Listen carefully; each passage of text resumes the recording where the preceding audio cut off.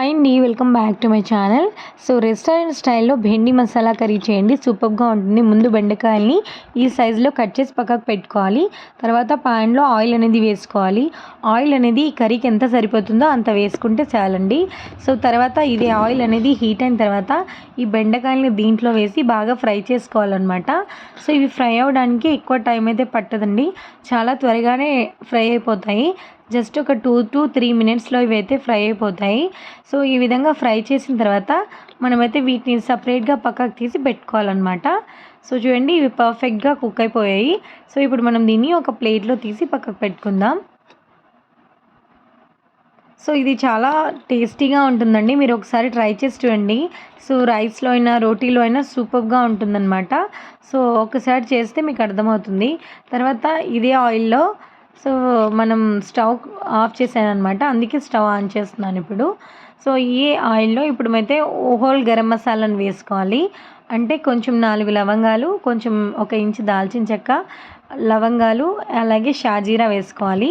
So ఇవి కాస్త fry అయిన తర్వాత 2 మీడియం సైజులో ఉండే ఆనియన్స్ని ఈ విధంగా కట్ చేసి వేసుకోవాలి. గోల్డెన్ బ్రౌన్ కలర్లోకి వచ్చేంత వరకు వీటిని బాగా ఫ్రై చేసుకోవాలి. సో ఇవి కాస్త ఫ్రై అయిన తర్వాత మనం ఇప్పుడు దీంట్లో పసుపుని యాడ్ చేసుకుందాం. సో ఈ పసుపుని యాడ్ చేసుకున్నాం కదా, బాగా మిక్స్ చేసుకోవాలి.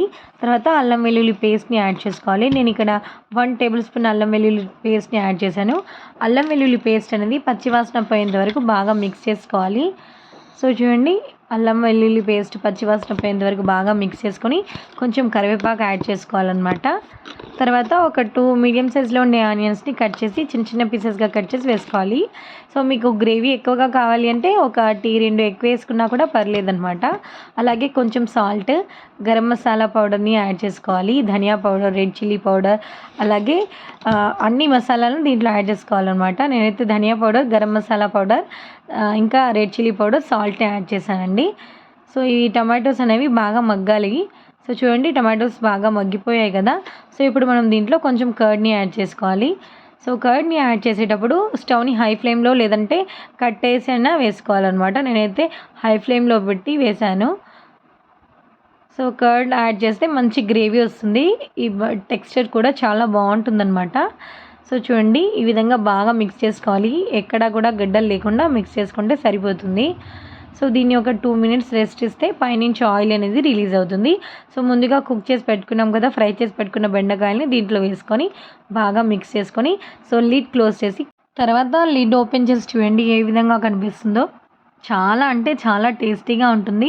సో మీరు ఒకసారి ట్రై చేసి చూడండి, రోటీలో అయినా, రైస్లో అయినా, పులావ్లో అయినా సూపర్గా ఉంటుంది. మీకు ఇంకా కాస్త గ్రేవీగా కావాలి అంటే కొంచెం వాటర్ యాడ్ చేసుకొని ఇంకాసేపు కుక్ చేసుకోండి, సూపర్గా ఉంటుంది. చూడండి, ఫైనల్లీ ఇలా ఉంటుందన్నమాట. సో ఎంతో టేస్టీగా ఉండే భెండి మసాలా కర్రీ అనేది రెడీ అయిపోయింది. సో మీరు ఒకసారి అయితే ట్రై చేసి చూడండి, ఒకసారి ట్రై చేస్తే మళ్ళీ మళ్ళీ ట్రై చేస్తారు. ఆయిల్ రిలీజ్ అయిపోయింది కాబట్టి సో పర్ఫెక్ట్గా కుక్ అయిపోయినట్టే. పైనుంచి కొంచెం కొత్తిమీర యాడ్ చేసుకుంటే సరిపోతుంది. వీడియో నచ్చితే ఒక లైక్ చేయండి, నా ఛానల్ని సబ్స్క్రైబ్ చేయండి. Thank you.